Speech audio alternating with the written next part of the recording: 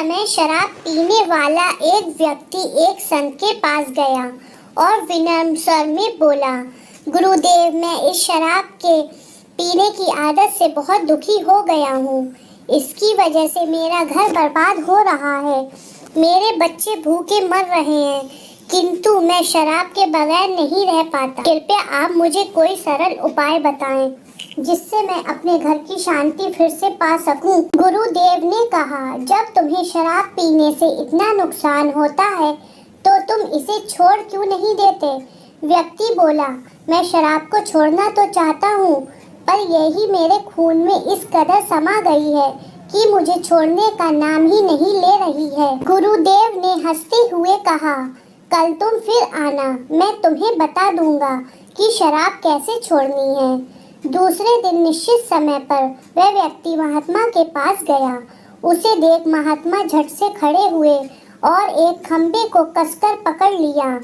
जब उस व्यक्ति ने महात्मा को इस दशा में देखा तो कुछ समय तो वह मौन खड़ा रहा, पर जब काफी देर बाद भी महात्मा जी ने खंबे को नहीं छोड़ा तो उससे रहा नहीं गया और पूछ बैठा कि गुरुदेव, आपने व्यर्थ इस खंबे को क्यों पकड़ रखा है? गुरुदेव बोले, वत्स, मैंने इस खंबे को नहीं पकड़ा है, यह खंबा मेरे शरीर को पकड़े हुए है।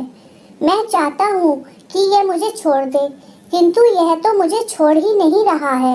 उस व्यक्ति को अचंभा हुआ। वह बोला, गुरुदेव, मैं शराब जरूर पीता हूँ, मगर मूर्ख नहीं हूँ। आपने ही जानबूझकर इस खंबे को कसकर पकड़ रखा है।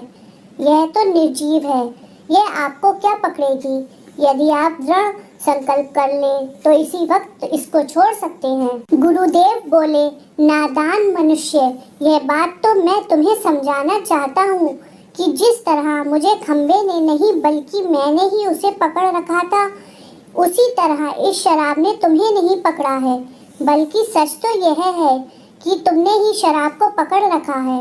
तुम कह रहे थे कि यह शराब मुझे नहीं छोड़ रही है, जबकि सत्य यह है कि तुम अपने मन में यह दृढ़ निश्चय कर लो कि मुझे शराब का त्याग अभी कर देना है, तो इसी वक्त तुम्हारी शराब पीने की आदत छूट जाएगी।